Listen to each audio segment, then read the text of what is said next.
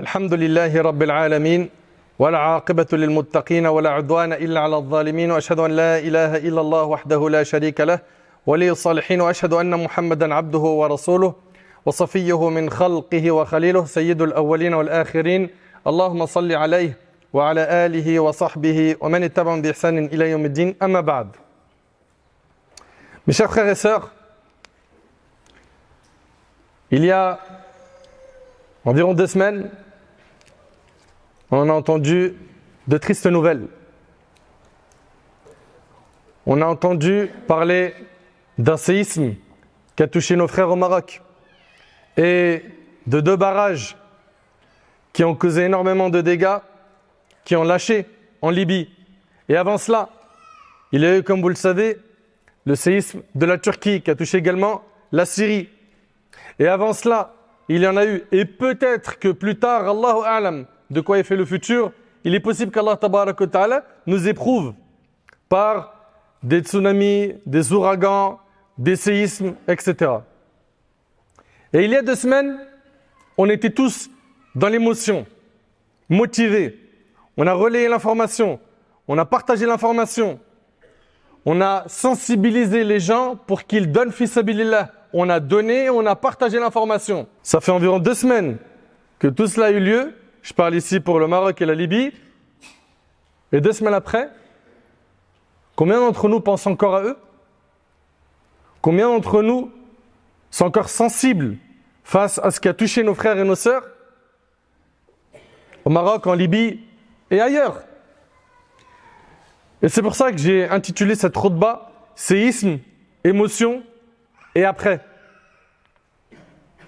Séisme, émotion et après. C'est une chose désolante. C'est une attitude désolante d'agir pendant un nombre de jours très limité et après de les oublier comme si cet événement n'avait pas existé. Est-ce que c'était l'état d'esprit du prophète alayhi salatu wassalam?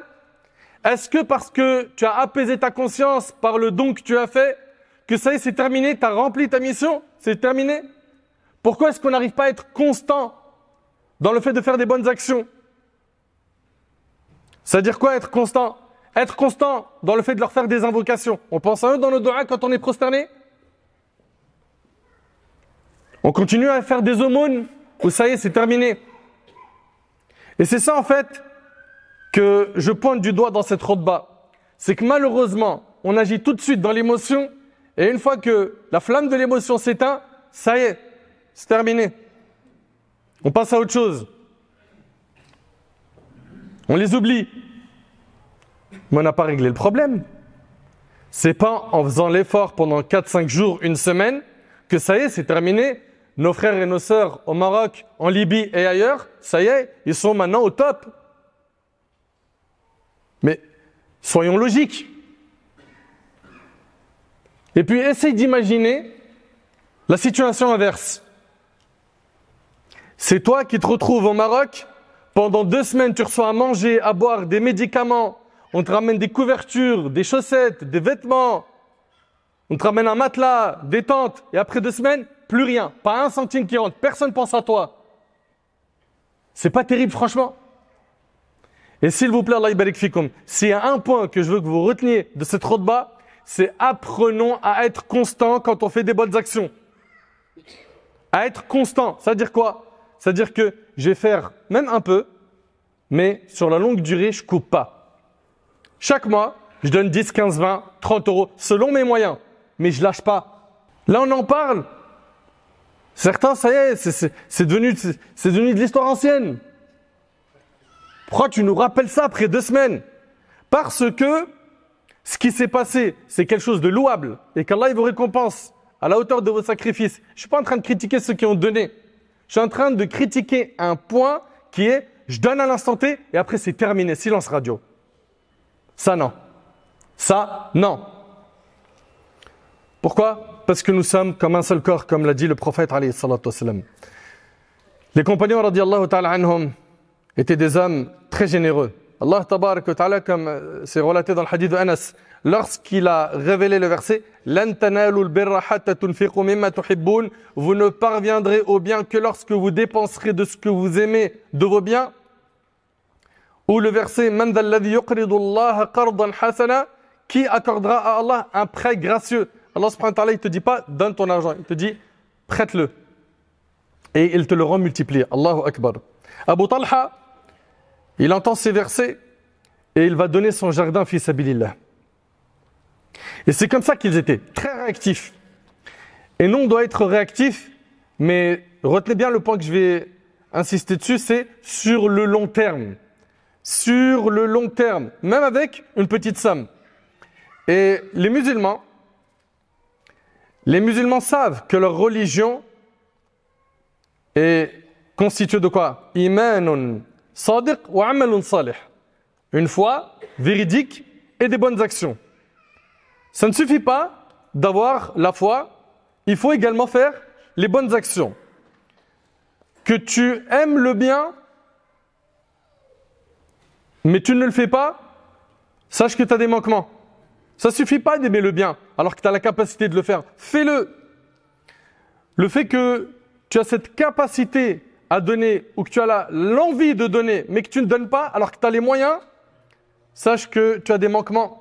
Et notre prophète alayhi salatu wassalam, a donné une grande leçon à travers ce hadith.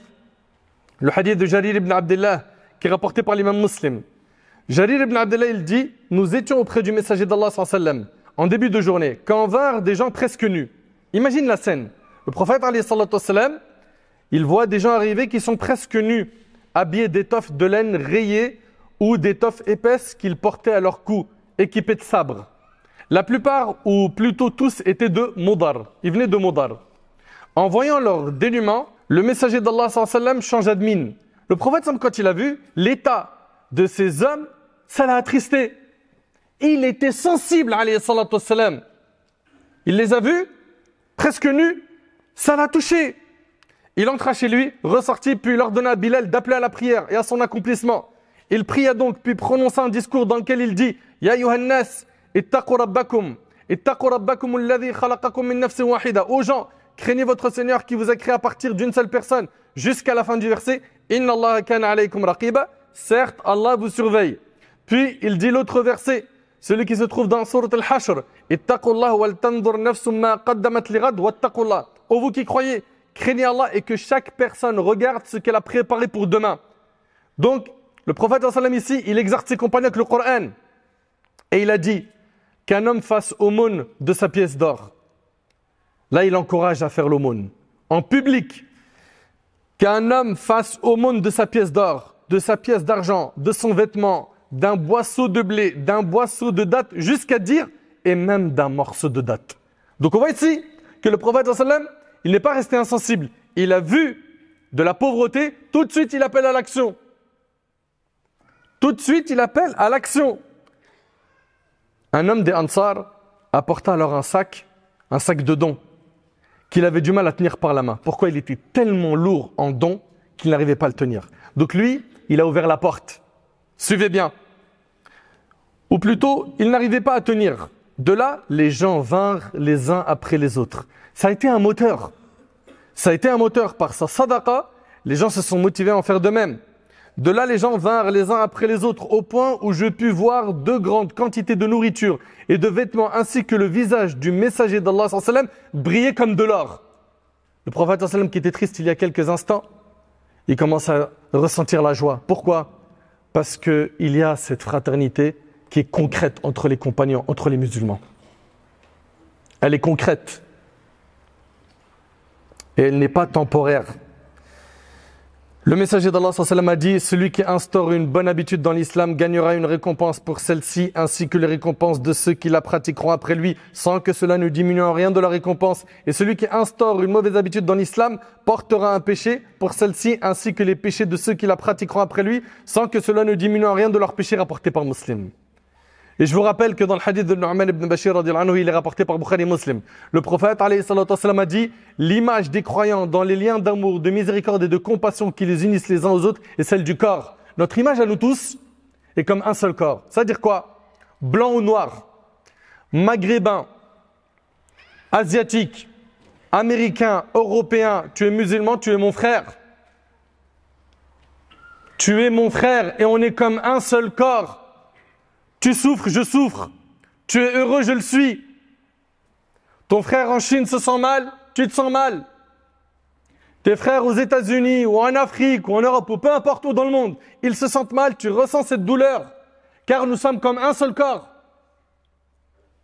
Un seul corps. Et rappelez-vous que le prophète a dit, il n'y a pas de différence entre un arabe et un non-arabe, entre un blanc et un noir, si ce n'est par la piété. Par la piété. Il n'y a pas dans notre religion une supériorité par rapport à ton rang social, à ta couleur de peau, à la couleur de ton passeport ou à tes origines. Tu es musulman, tu es mon frère, on est un bloc, comme un corps. Mais l'ignorance fait que certains veulent nous diviser au sein de notre umma en parlant d'origine et de ceci et de cela ou de couleur de peau. Nous sommes comme un seul corps. Le prophète il a dit, l'image des croyants dans les liens d'amour, de miséricorde et de compassion qui les unissent les uns aux autres est celle du corps. Dès que l'un de ses membres se plaint de quelque mal, tout le reste du corps accourt à son secours par la fièvre et la veille rapportée par Bukhari et Muslim. Et l'islam est une religion d'équité, de justice. Une religion qui nous amène à être des personnes équilibrées. L'islam ne te demande pas de prendre tout ton argent, de le donner aux pauvres et de rester toi dans le besoin et de priver ta famille. Non. L'islam te demande de donner ce que tu as en plus. Abu Sa'id al-Khudri radiyallahu anhu a dit, tandis que nous étions en compagnie, tandis que nous étions en voyage en compagnie du prophète sallam, un homme se présenta à lui sur sa monture. Il se mit à tourner son regard à droite et à gauche. Cet homme-là, qui commença à regarder à droite et à gauche, il était à la recherche d'une chose qui pourrait repousser ses besoins nécessaires. C'était quelqu'un dans le besoin. Alors le prophète sallam a dit, regardez encore une fois cette sensibilité du prophète sallam. L'ayant vu, il a dit, quiconque possède une monture en plus, vous voyez, il dit en plus, qu'il la donne à celui qui n'en a pas. Quiconque possède un surplus de provisions, qu'il le cède à celui qui n'en a pas. Il évoquait des types de biens qu'il cita au fur et à mesure au point que nous pensâmes que personne d'entre nous n'avait le droit de posséder de surplus, et c'est rapporté par Muslim. Et sache que quand tu viens en aide à des gens qui sont dans le besoin, sache que tu gagnes énormément auprès d'Allah tabarak wa ta'ala. Selon Abu Hurayra radiyallahu anhu, le prophète sallam a dit, celui qui entretient par son travail la veuve celle qui a perdu son mari, et le nécessiteux est comme le combattant au service d'Allah, je crois même qu'il a ajouté comme celui qui passe toute sa nuit à prier et comme celui qui jeûne toute l'année sans rupture, rapporté par Bukhari et Muslim. Qui parmi nous a cette capacité de prier toute la nuit sans s'arrêter? Qui parmi nous est capable de jeûner tout le temps sans s'arrêter, sans rupture? C'est quelque chose de très difficile. Eh bien, il y a quelque chose qui te donne la récompense de celui qui passe toute sa nuit à prier. Et également, elle te donne la récompense de jeûner tout le temps sans rupture. C'est quoi? C'est le fait de donner à manger à quelqu'un de pauvre. C'est le fait de soulager quelqu'un en détresse. C'est le fait d'aider une femme veuve, un orphelin, des gens dans le besoin. Et le prophète a dit, dans le hadith rapporté par l'imam Muslim, quiconque soulage un croyant d'une des situations affligeantes de ce monde, Allah le soulagera de l'une des situations affligeantes le jour du jugement. Et dans le hadith, le prophète a dit, Allah aide son serviteur tant que celui-ci aide son frère. Qui n'a pas besoin de l'aide d'Allah? On a tous besoin de l'aide d'Allah. Tu veux l'aide d'Allah? Aide. Tu veux qu'Allah t'aide? Aide.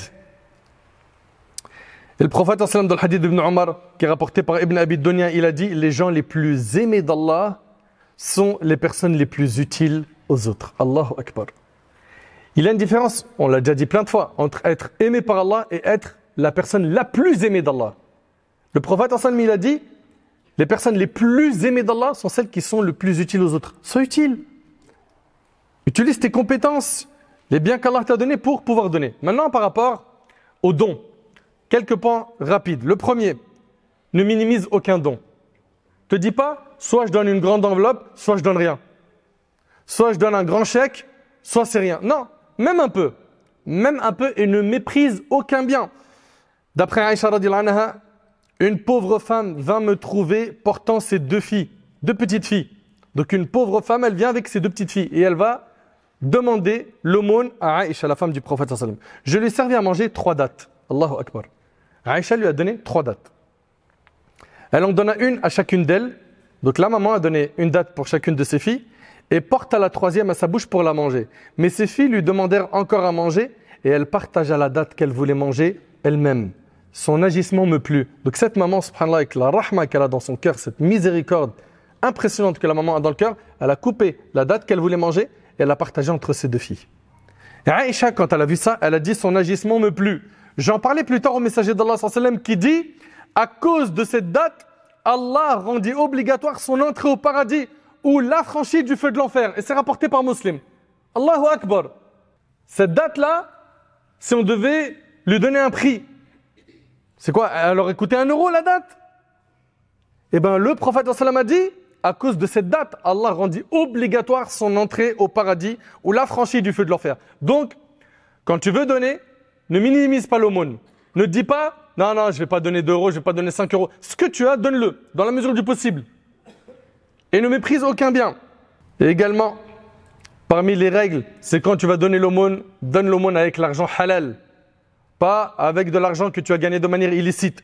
Le prophète alayhi salatu wassalam a dit, celui qui fait une aumône de l'équivalent d'une date provenant d'un salaire bon, c'est-à-dire un salaire licite, et Allah n'accepte que ce qui est bon, alors certes, Allah la reçoit avec sa main droite, puis il la fructifie pour celui qui l'a fait, comme l'un d'entre vous élève son poulain jusqu'à ce qu'elle soit comme une montagne. Et c'est rapporté par Bukhari Muslim. Celui qui fait une aumône de l'équivalent d'une date. Une date. Tu fais un don de la valeur d'une date. Et bien le hadith, qu'est-ce qu'il nous dit? Qu'Allah subhanahu wa ta'ala, il va te faire grandir cette aumône jusqu'à ce que tu vas voir une montagne de récompense qui t'attend le jour du jugement. Et je termine avec ce hadith. Le prophète alayhi salatu wassalam a dit, c'est le hadith de Anas, et il est rapporté par Ibn Majah, et j'implore Allah tabaraka wa ta'ala de faire de moi ainsi que vous des clés pour le bien. Le prophète sallallahu alayhi wa sallam a dit, parmi les gens, il y a des personnes qui sont une clé pour le bien. Il y a des gens comme ça, subhanallah, ils sont bénis là où ils se trouvent. Là où il est, il fait le bien. Là où il est bénéfique. Sa présence est une bénédiction, tellement c'est quelqu'un qui fait le khir, qui fait le bien. Parmi les gens, il y a des personnes qui sont une clé pour le bien, une barrière contre le mal. Une barrière contre le mal. Et il y a des personnes qui sont une barrière contre le bien, une clé pour le mal. Touba, félicitations. Il y a des grandes récompenses qui attendent qui? Touba à celui à qui Allah a mis les clés du bien entre ses mains. Et malheur à celui à qui Allah a mis les clés du mal entre ses mains. Et c'est rapporté par Ibn Majah. Est une clé du bien ou une clé du mal? Est une personne qui, lorsqu'on te voit, on se rappelle Allah, on se rappelle la désobéissance. Es-tu une personne qui motive les gens à faire le khir, à faire le bien, à se rapprocher d'Allah pour obtenir les délices du paradis, hein, les grandes récompenses auprès d'Allah? Ou es-tu une personne mauvaise, ton âme est sombre et tu n'appelles les gens qu'au haram, au mal? Sois donc une clé pour le bien et une barrière contre le mal. Et le mot de la fin, et je vais répéter un bout de mon introduction. Ça fait quelques semaines qu'est passé cet événement très douloureux, le tremblement de terre, puis l'épreuve de nos frères et sœurs en Libye. Et par la grâce d'Allah tabaraka wa ta'ala, pendant cette période forte d'émotion, beaucoup d'entre nous se sont mobilisés. On a donné, on a relayé l'information. Mais le grand danger, c'est qu'on en arrive à un stade où on les oublie.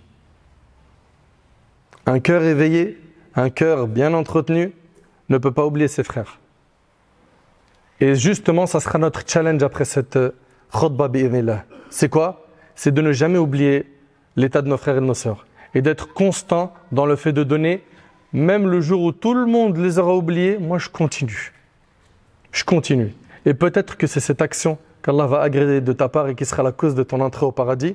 Enfin, soyons de ceux qui seront toujours sensibles à la cause de leurs frères et de leurs sœurs, et ne soyons surtout pas de ceux qui vont agir dans les moments d'émotion et après tout s'évapore et il n'y a plus rien. Qu'Allah tabaraka wa ta'ala m'accorde ainsi qu'à vous la constance dans les actes de bien. Qu'Allah tabaraka wa ta'ala fasse de nous des pieux. Qu'Allah subhanahu wa ta'ala soulage nos frères et nos sœurs en détresse partout dans le monde.